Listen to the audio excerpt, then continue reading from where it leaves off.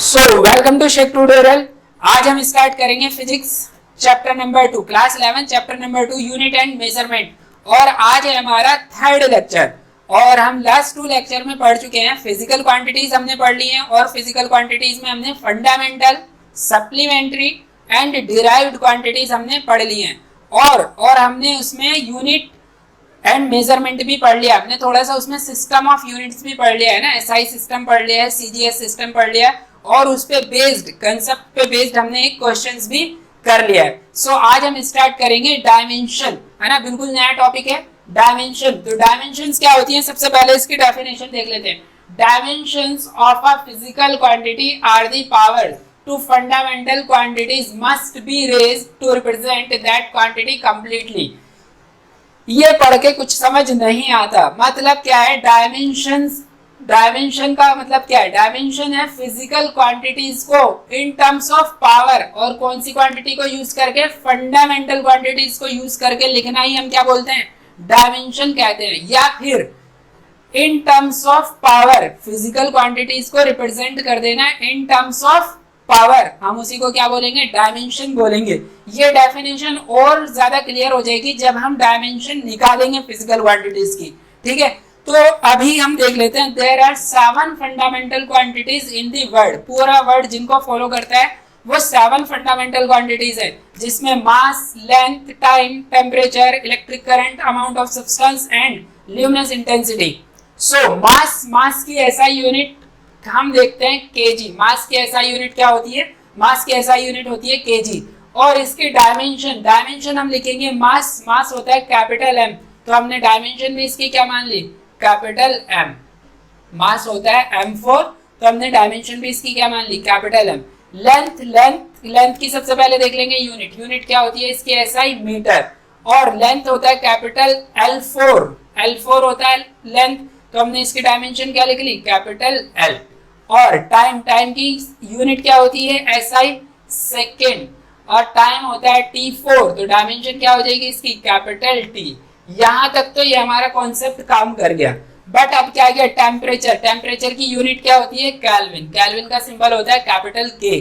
लेकिन हम टेम्परेचर को T नहीं लिख सकते। यहाँ पे टेम्परेचर भी T4 से स्टार्ट होता है, लेकिन यहाँ पे हम T नहीं लिख सकते। क्यों, क्योंकि हमने ऑलरेडी टाइम के लिए T लिख दिया। तो हमने क्या करा, हम आ गए यूनिट पर। यूनिट का जो सिंबल होगा वही इसकी क्या हो जाएगी, डायमेंशन हो जाएगी। तो हमने यहाँ पे डायमेंशन क्या लिख दिया, K। अब इसको टेम्परेचर को कुछ बुक्स में लिखा हुआ होता है, टेम्परेचर की कुछ बुक्स में यूनिट वो लिखी हुई होती है इसकी डायमेंशन थीटा। हम इसको किससे रिप्रेजेंट कर देते हैं, थीटा से भी रिप्रेजेंट कर देते हैं। बट मैं पूरे चैप्टर में जो यूज करूंगा वो K से ही यूज करूंगा। पूरे चैप्टर क्या, पूरा 11 12 में हम K ही लेंगे इसकी टेम्परेचर की डायमेंशन। इलेक्ट्रिक करंट का ऐसा यूनिट क्या होता है, एम्पेयर का सिंबल होता है कैपिटल A। तो हमने इसकी डायमेंशन भी क्या ले ली, कैपिटल A। ठीक हो गई बात। अमाउंट ऑफ सब्सटेंस का सिंबल होता है मोल, इसकी डायमेंशन भी क्या हो जाएगी, MOL, मोल। डायमेंशन भी क्या हो गई, मोल। ल्यूमिनस इंटेंसिटी, कैंडेला, CD, इसकी डायमेंशन भी क्या हो जाएगी, CD। तो यहां तक हमारी क्या हो गई है, 7 फंडामेंटल क्वांटिटीज की हमने डायमेंशन देख ली। लेकिन हम अभी जो पढ़ेंगे, हमारा 3rd chapter, 4th chapter, 5th chapter, 6th, 7th, 8th up to 9 chapter तक आती है हमारी मैकेनिक्स, है ना। और मैकेनिक्स में जो डायमेंशंस जो ज्यादा यूज होंगी मोस्टली वो MLT, यही फंडामेंटल क्वांटिटीज हमारी यूज होंगी। मास यूज होगा, लेंथ होगा, टाइम होगा, टेम्परेचर आएगा हमारा हीट में, और इलेक्ट्रिक करंट आएगा जब हम करंट इलेक्ट्रिसिटी पढ़ेंगे, वो तो 12th में आएगा। और अमाउंट ऑफ सब्सटेंस आएगा जब हम थर्मोडायनेमिक्स पढ़ेंगे, वहां पे आएगा। और ल्यूमिनस इंटेंसिटी तो पूरी 11 12th में आएगा ही नहीं, ये तो हम पढ़ते हैं हायर स्टडीज में। ज्यादा जो आप देखेंगे वो MLT देखेंगे पूरी मैकेनिक्स में। ठीक है, यहां तक ये कंप्लीट हो गया, इसको आप नोट कर लें। अब हम डायमेंशन देखेंगे, डायमेंशन डिराइव्ड क्वांटिटीज की डायमेंशन देखेंगे।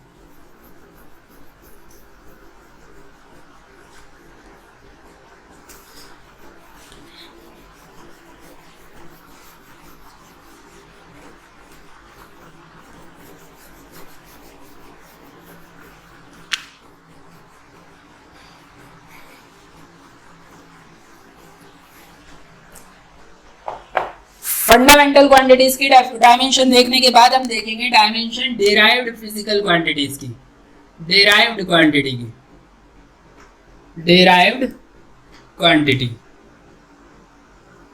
डिराइव्ड क्वांटिटी क्या क्या होती हैं वो आपको पहले से पता है, अगर नहीं पता है तो आप सेकंड लेक्चर देख लें हमारा। क्वांटिटी, क्वांटिटी का formula, formula, then its unit और फिर इसके डायमेंशन।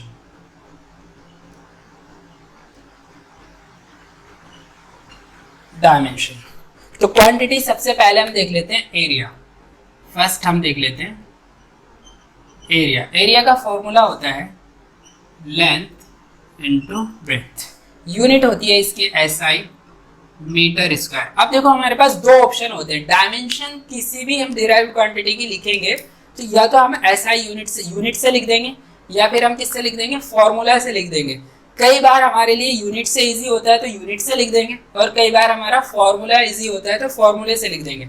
यहाँ पे दोनों इजी है, किससे भी लिख दो। देखो मीटर, इसकी यूनिट क्या है, मीटर स्क्वायर। तो मीटर किसकी यूनिट है, लेंथ की, तो इसकी डायमेंशन क्या हो जाएगी, एल स्क्वायर। डायमेंशन हो जाएगी इसकी एल स्क्वायर। ऐसे ही volume, volume formula length into breadth into height, unit हो जाएगी इसकी मीटर क्यूब। तो यहाँ से इसकी डायमेंशन क्या हो जाएगी, L cube. Dimension L cube, metre किसकी यूनिट है, लेंथ की, तो लेंथ का क्यूब। ठीक है, इसके बाद आता है हमारा डेंसिटी। डेंसिटी, डेंसिटी का फॉर्मूला होता है मास अपॉन वॉल्यूम।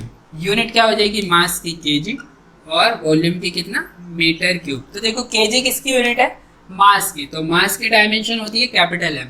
मीटर किसकी यूनिट है, लेंथ की, तो लेंथ का क्यूब m/L3। इसको कैसे लिखेंगे, ml-3। डायमेंशन हो जाएगी इसकी ml-3। डेंसिटी के बाद आता है हमारा वेलोसिटी। वेलोसिटी, वेलोसिटी का फॉर्मूला होता है displacement upon time. Displacement upon time, unit metre per second. देखो मीटर किसकी यूनिट है, लेंथ की, तो कैपिटल एल। सेकेंड किसकी यूनिट है, टाइम की, तो कैपिटल टी। डायमेंशन कितनी हो जाएगी इसकी, LT-1। ये किसकी डायमेंशन हो गई, वेलोसिटी की। अगर हम लिखें फोर्स, फोर्स का फॉर्मूला होता है F = मास इंटू एक्सेलरेशन। अच्छा, इससे पहले हम किसकी देख लेते हैं, एक्सेलरेशन की देख लेते हैं।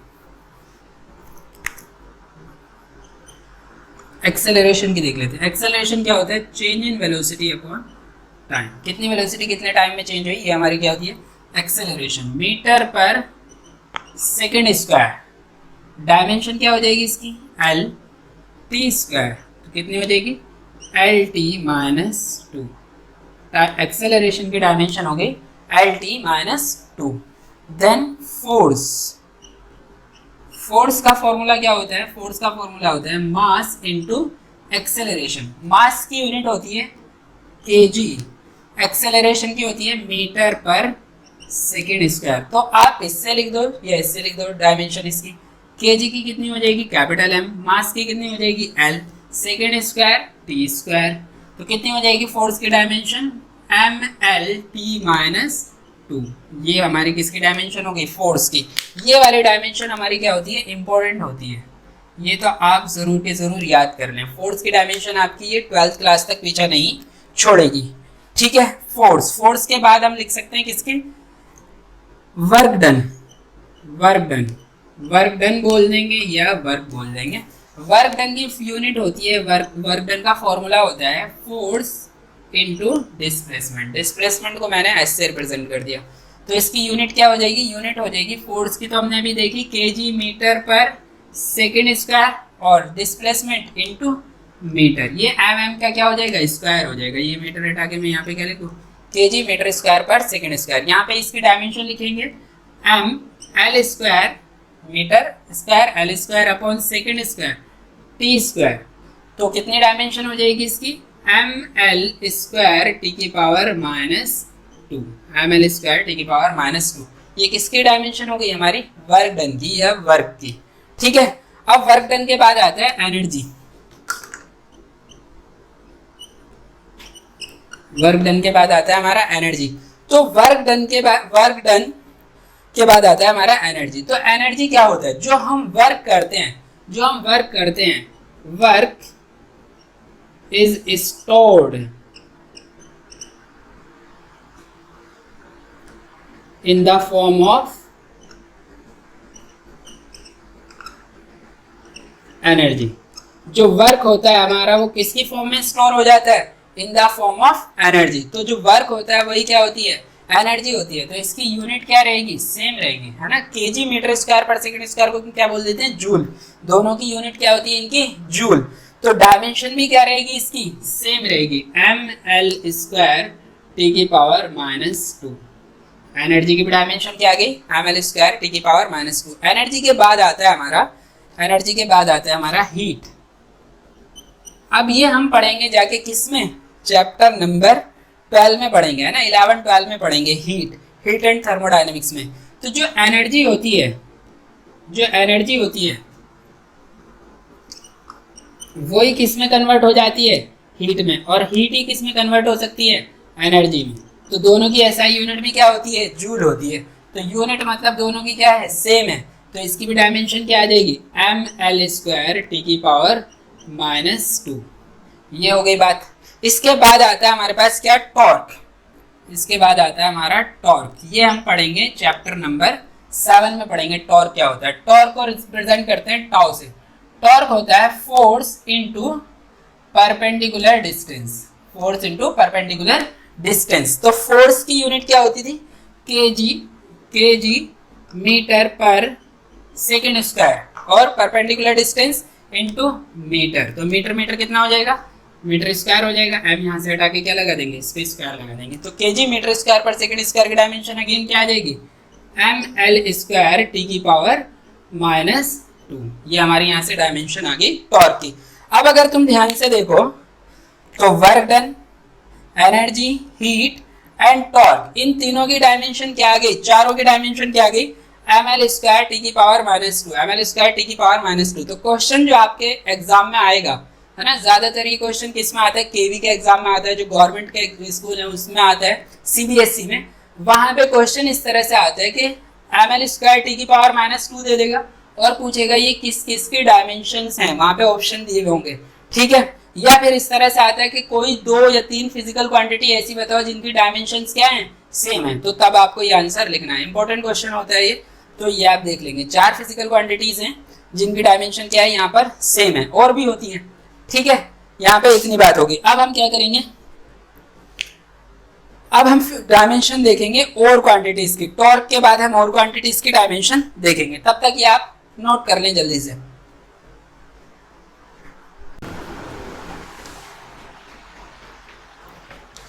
सो अब स्टार्ट करेंगे हम प्रेशर। तो प्रेशर का फॉर्मूला क्या होता है? प्रेशर होता है P is equal to force upon area. Force की यूनिट क्या होती है? KG metre per second square upon area metre square. अब देखो यहाँ पे हम या तो इसके फॉर्मूले से लिख दें या फिर इसके यूनिट से लिख दें। तो हमें फोर्स की डायमेंशन पता है एम एल टी की पावर माइनस 2 और एरिया की भी हमने निकाल दी, कितनी? L square.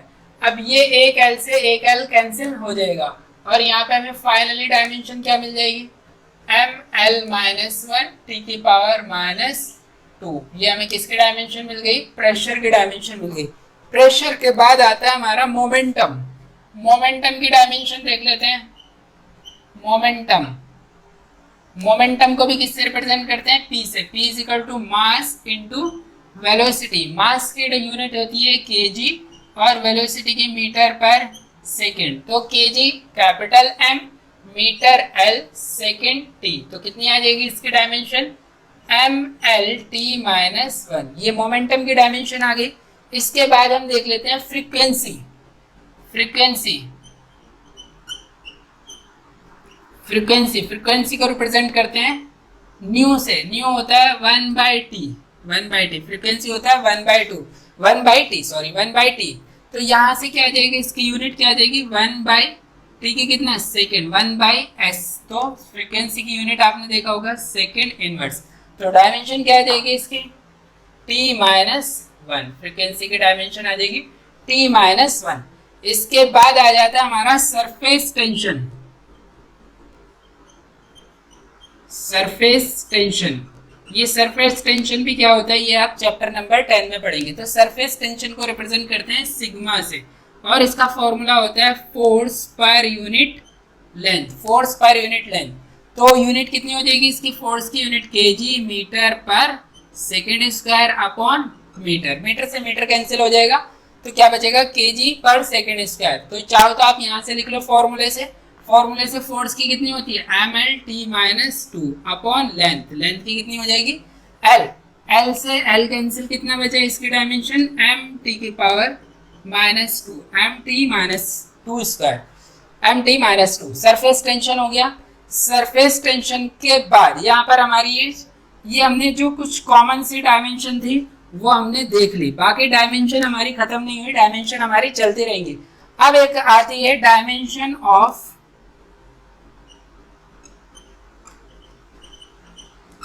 Gravitational constant g।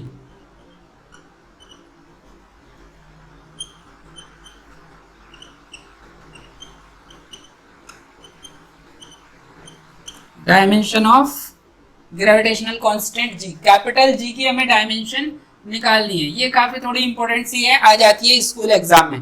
तो देखो फॉर्मूला होता है, फोर्स ऑफ ग्रेविटी का फॉर्मूला होता है, ग्रेविटेशनल फोर्स ऑफ अट्रैक्शन का फॉर्मूला होता है g into m1 m2 upon R square. ये फॉर्मूला क्यों आया, कैसा है, ये हम ग्रेविटी का चैप्टर नंबर 8 पढ़ेंगे, तो वहां पे पूरी डिटेल में इसके ऊपर चर्चा हम करेंगे। बस यहाँ से हम फॉर्मूला देख लेते हैं। F equal to force of gravity का फॉर्मूला होता है g m1 m2 upon R square. g यहाँ पे ग्रेविटेशनल कांस्टेंट g है, यहाँ पे m1 m2 क्या है, मास है, r क्या है, इन दोनों मास के बीच का डिस्टेंस है। यहाँ से कैपिटल G का आ जाएगा फॉर्मूला, कैपिटल G इजिकल टू आ जाएगा यहाँ से F into r square upon में कितना m1 m2। अब आपको पता है फॉर्मूला पता है तो क्या आ जाएगी, डायमेंशन आ जाएगी। तो फोर्स की डायमेंशन कितनी होती है, फोर्स की डायमेंशन होती है ml⁻²। r क्या है, डिस्टेंस है यहाँ पे, तो डिस्टेंस स्क्वायर l स्क्वायर। मास m1 m2, तो क्या हो जाएगा, दो मास है तो m का स्क्वायर। देखो मास से मास गया, फाइनल इसकी डायमेंशन कितनी आ जाएगी, फाइनल डायमेंशन आ जाएगी m-1 l³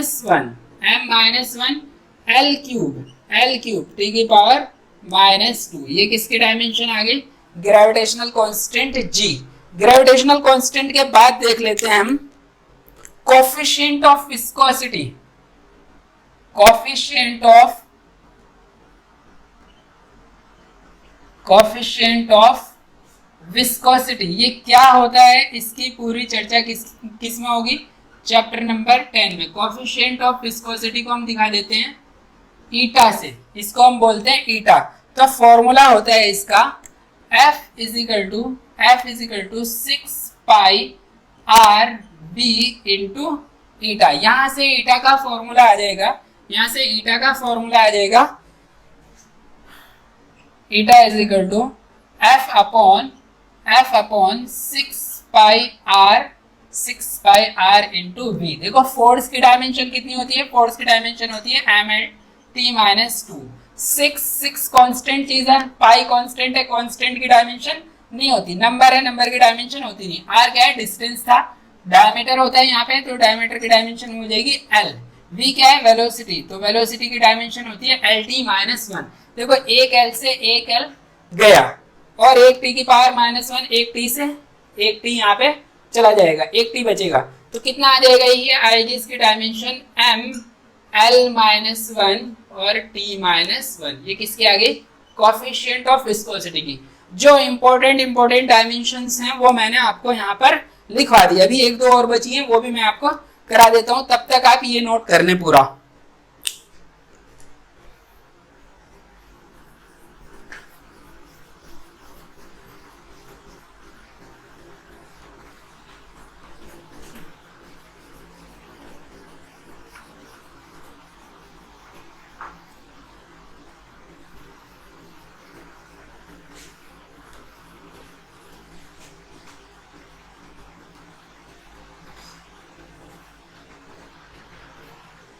इसके बाद आती है हमारी डायमेंशन कोफिशिएंट ऑफ विस्कोसिटी के बाद Planck's constant. Planck's constant, Planck constant इसको रिप्रेजेंट करते हैं स्मॉल एस से। प्लैंक कांस्टेंट, प्लैंक कांस्टेंट इस एक फॉर्मूला होता है energy is equal to Planck constant H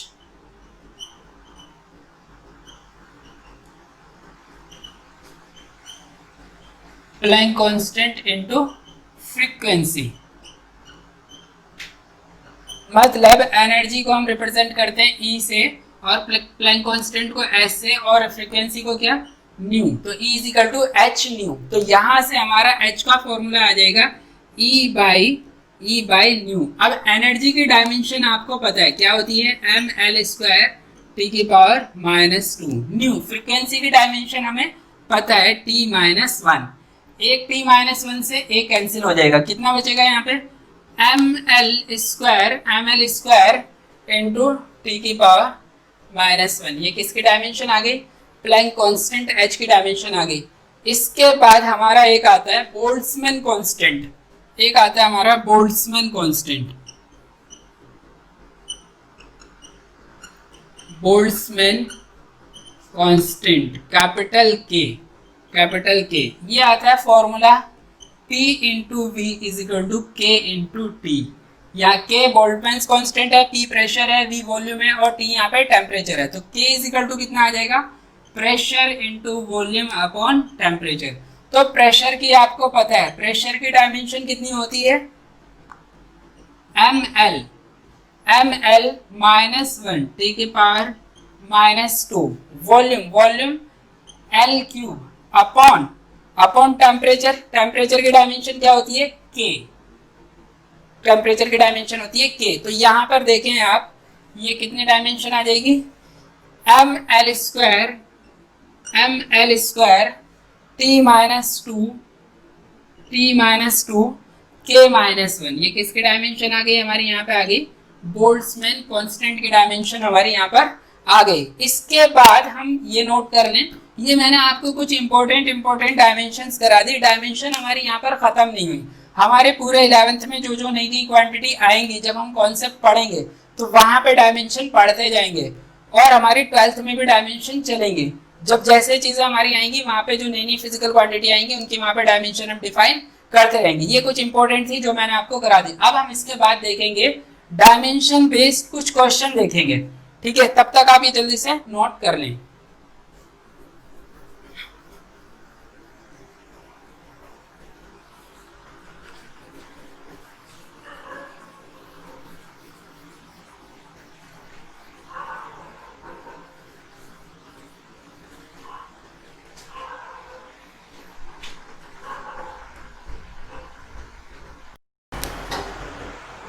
अब उसके बाद हम क्या देख लेते हैं, एक क्वेश्चन देखते हैं।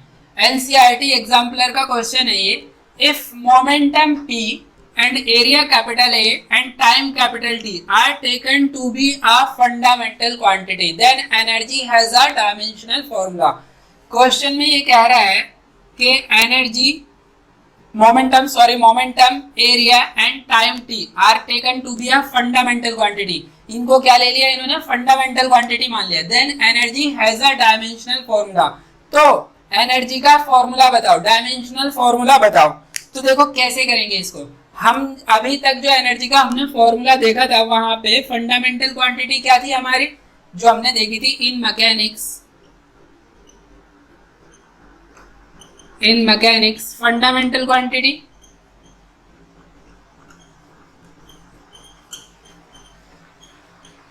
फंडामेंटल क्वांटिटी की जो डायमेंशन हमने देखी थी क्या, एम, एल और टी, ये देखी थी ना। मास की कैपिटल एम, लेंथ की कैपिटल आर और टाइम की कैपिटल टी। अब इन्होंने क्या बोला, ये फंडामेंटल क्वांटिटी ना मान के आप क्या मान लो, मोमेंटम, एरिया और टी। देन डायमेंशनल फॉर्मूला किसका बताना है, हमें एनर्जी का बताना है।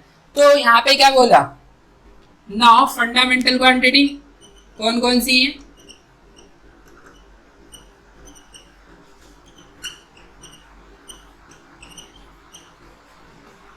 Momentum, area and time. तो देखो एनर्जी जब ये mlt थी तो एनर्जी इन पे आ रही थी ml स्क्वायर टी की पावर -2 आ रही थी एनर्जी की डायमेंशन। तो अब ये फंडामेंटल क्वांटिटी है तो इनकी टर्म्स में एनर्जी की डायमेंशन आएगी। तो मतलब यहाँ से आया आपका एनर्जी को रिप्रेजेंट करते हैं हम अगर कैपिटल ई से, तो एनर्जी किस पे डिपेंड करेगी, मोमेंटम पे भी डिपेंड करेगी, एरिया पर भी डिपेंड करेगी और टाइम पर भी डिपेंड करेगी। अब इनकी कोई पावर होगी, सपोज ए बी सी हमने यहाँ पे पावर ले ली, यहाँ से हमारा ये हमने ये प्रोपोर्शनलिटी का साइन हटा के हम यहाँ पे क्या लगाएंगे, इक्वल टू का साइन लगा लेंगे। पी की पावर ए, एरिया की पावर बी और टाइम की पावर सी। ये हमने यहाँ पे क्या बना दी, इक्वेशन 1 बना दी। अब यहाँ पे हम क्या करेंगे, देखो एनर्जी की डायमेंशन क्या दी, एनर्जी की डायमेंशन होती है ml² टी की पावर -2 डायमेंशन होती है। अच्छा, मोमेंटम की डायमेंशन क्या होती है, मोमेंटम क्या होता है, मास इनटू वेलोसिटी। तो मोमेंटम की डायमेंशन होती है mlt-1, ये मोमेंटम की डायमेंशन होती है। एरिया की डायमेंशन क्या होती है, एरिया की डायमेंशन होती है l²। और एरिया के बाद क्या है, टाइम की डायमेंशन क्या होती है, टाइम की डायमेंशन होती है कैपिटल टी। टाइम तो फंडामेंटल क्वांटिटी है, टाइम की डायमेंशन हो गई कैपिटल टी। ये सारे डायमेंशन हम कहाँ पे रख देंगे, पुट इन इक्वेशन 1 में पुट कर देंगे। तो इक्वेशन 1 हमारी किस तरह की आ जाएगी, इक्वेशन 1 आ जाएगी हमारी ml² t-2 is equal to, momentum की डायमेंशन हो गई ml t-1, पावर इसकी कितनी ले रहे थे हम, a। इसके बाद एरिया की डायमेंशन कितनी हो गई, l² की power b। Then time capital T, power c। हम क्या करते हैं, इसको इक्वेशन को ml² t-2 is equal to, इसको कैसे लिखते हैं, m की पावर कितनी है, a लिख सकते हैं ऐसे। l की पावर यहाँ पे कितनी है, l की पावर है यहाँ पे l की पावर कितनी है, +2b, l की पावर +2b। बस अब देखते हैं टाइम की पावर यहाँ पे कितनी है, -a, यहाँ पे टाइम की पावर कितनी है, +c। देखो बेस सेम है तो पावर क्या होती है, ऐड हो जाती है। यहाँ l की पावर है, यहाँ पे l की पावर 2b, बेस सेम है तो मैंने पावर को क्या कर दिया, ऐड कर दिया। अब हम यहाँ पे क्या करेंगे, हम यहाँ पे कर लेंगे, कंपेयर कर लेंगे पावर का कंपेयर करेंगे तो यहाँ पे हमारी ए बी सी की वैल्यूज हमारी यहाँ पर आ जाएंगी। मैं इसको रब कर देता हूँ, यहाँ पर हमारी ए बी सी की वैल्यू आ जाएंगी, ये नोट कर लें। यहाँ पे इसको मैं रब कर देता हूँ, यहीं पे हमारा फॉर्मूला ये आ जाएगा। अब यहाँ पे देखो कंपेयर करेंगे पावर का, m की पावर यहाँ पे a है, यहाँ पे m की पावर 1 है, तो a इज इक्वल टू कितना आ गया हमारा 1, a की वैल्यू तो हमें मिल गई 1। देन यहाँ पे a+2, l की पावर है a+2b, यहाँ पे l की पावर कितना है 2, तो यहाँ से कितना आ गया हमारा a+2b इज इक्वल टू कितना 2। a की वैल्यू हमें पहले से पता है 1, निकाल ली हमने, +2b इज इक्वल टू कितना 2, तो 2b इज इक्वल टू 2 - 1 कितना बचेगा 1, तो b इज इक्वल टू कितना आ गया 1/2। तो हमारी यहाँ से क्या आ गई, b की भी वैल्यू आ गई। अब देखिए यहाँ पे t की पावर -a+c, यहाँ पे t की पावर कितनी है -2, तो -a+c इज इक्वल टू कितना हो जाएगा -2। अब यहाँ पे a की वैल्यू हम रख देंगे -1 + c इज इक्वल टू -2, तो c इज इक्वल टू कितना आ जाएगा, यहाँ से आ जाएगा -1, ये -1 इधर जाएगा तो प्लस हो जाएगा, -2 + 1 कितना आ जाएगा, c इज इक्वल टू -1। ये a b c की वैल्यू कहाँ पे रखेंगे, पुट इन इक्वेशन, कहाँ पे रख देंगे, पुट इन इक्वेशन 1, जिसे हमने इक्वेशन 1 को माना था। तो यहाँ पे एनर्जी इज इक्वल टू कितना आ जाएगा, energy is equal to p की पावर a की वैल्यू कितनी है हमारी 1, तो p1। Then area b half a 1/2। Then time c t-1। तो यहां से हमारी एनर्जी की डायमेंशन क्या आ गई, ये आ गई। ये कब आ गई, जब हमने मोमेंटम, एरिया और टाइम को हमने क्या माना था, फंडामेंटल क्वांटिटी माना था। तो यहाँ से हमारी एनर्जी की डायमेंशन आ गई। यही हमारा पूछा गया था डायमेंशनल फॉर्मूला ऑफ एनर्जी। इसी कॉन्सेप्ट पे हम एक क्वेश्चन और कर लेते हैं, तब तक आप इसको जल्दी से, अब नेक्स्ट क्वेश्चन करते हैं हम, उसी पे बेस्ड है बिल्कुल जो पहला क्वेश्चन था। If density rho and acceleration due to gravity g and frequency nu to be a fundamental quantity, then find the dimensional formula of force अगर हम क्या ले लेते हैं, डेंसिटी को और acceleration due to gravity G and frequency nu, इनको क्या ले लेते हैं हम, फंडामेंटल क्वांटिटी ले लेते हैं। Then find the dimension of force, बिल्कुल पीछे वाले क्वेश्चन की तरह से है ना। तो यहाँ पे हम लेंगे, मतलब फोर्स किस किस पे डिपेंड कर रहा होगा, फोर्स डिपेंड कर रहा होगा किस पे, डेंसिटी पे डिपेंड कर रहा होगा rho, and acceleration due to gravity g पे डिपेंड कर रहा होगा, और क्या है, फ्रीक्वेंसी न्यू पे डिपेंड कर रहा होगा। इनकी पावर कुछ आएंगी ए बी सी, हमने इनकी क्या ले ली, पावर। एफ इजिकल टू, ये प्रोपोर्शनैलिटी का साइन हटाएंगे, इक्वल टू का साइन लगा देंगे, तो क्या आ जाएगा, रो ए जी की power B into nu, nu की पावर सी। ये हमारी क्या होगी, इक्वेशन 1 होगी। अब हम क्या करेंगे, इनके डायमेंशन रखेंगे। फोर्स की डायमेंशन क्या होती है आपको पता है, एम एल टी माइनस 2, ये फोर्स की डायमेंशन होती है।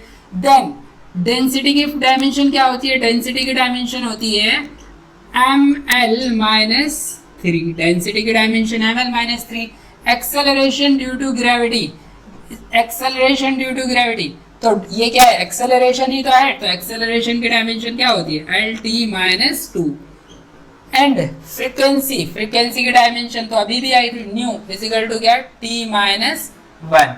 ये सबके हमने डायमेंशन रख ली, सबको किस में पुट कर देंगे, इक्वेशन 1 में पुट कर देंगे। तो इक्वेशन 1 कैसे आ जाएगी, यहाँ पे M L T minus 2 equal to density, density M L minus 3 की power a, then acceleration due to gravity g L T minus 2 power b, then frequency T minus 1 power c. अब हम क्या करेंगे, इनकी पावर को देखेंगे, M L T minus 2 is equal to, m की power यहाँ पे कितना है, m की पावर है यहाँ पर a, कहीं और m आ ही नहीं रहा, इंटू l, l की पावर कितना है, l की पावर है -3 है, यहाँ पे l की पावर कितना है, +b, ठीक है, बेस सेम है तो हमने पावर को क्या कर दिया, ऐड कर दिया। t की पावर है -2b, यहाँ पे -2b है और यहाँ पर -c है। अब हम क्या करेंगे, पावर को कंपेयर कर लेंगे, है ना, पावर को क्या करेंगे, कंपेयर करेंगे। यहाँ पर m की पावर है a, यहाँ पर m की पावर है 1, तो a इजिकल टू कितना आ जाएगा, 1। ये तो पहला हमें a की वैल्यू मिल गई। देन यहाँ पे l की पावर कितना है, -3a प्लस b, यहाँ पे l की पावर कितना है, l की पावर है यहाँ पर 1। अब यहाँ से क्या आ जाएगा हमारा, -3 into 1 plus b equal to 1, b equal to कितना आ जाएगा यहाँ से, -1/3, b इजिकल टू आ जाएगा -1/3। यहाँ पे देखेंगे t की पावर -2b -c, यहाँ पे -2b -c, यहाँ पे t की पावर कितना है, -2, तो इजिकल टू कितना लिख देंगे, -2। तो b की तो हमारी वैल्यू आ गई, b की हमारी आ गई -2 इंटू -1/3, -c इजिकल टू -2, ये कितना हो गया, ये +2/3 हो गया, -c इजिकल टू -2। क्या लिखेंगे इसको, यहाँ पे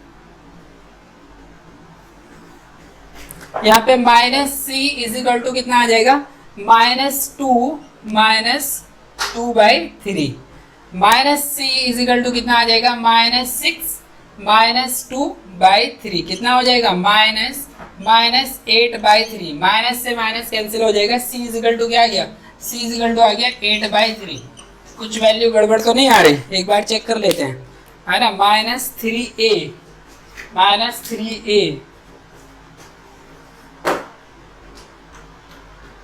plus b, -3a plus b equal to 1, -3 into 1 plus b, तो b इजिकल टू, अच्छा यहीं पे गलत कर दिया ना हमने, यहीं पे गलत कर दिया, तभी इतनी उटपटांग सी वैल्यू आ रही है, ये गलत हुआ है ना यहाँ पर। b इजिकल टू कितना आएगा, b इजिकल टू यहीं पे आ जाएगा, ये -3 इधर जाएगा तो कितना हो जाएगा, ये हो जाएगा +3 + 1 हो जाएगा ना इधर, तो b इजिकल टू कितना हो जाएगा, यहाँ पे आ जाएगा 4, b इजिकल टू कितना आ गया, 4।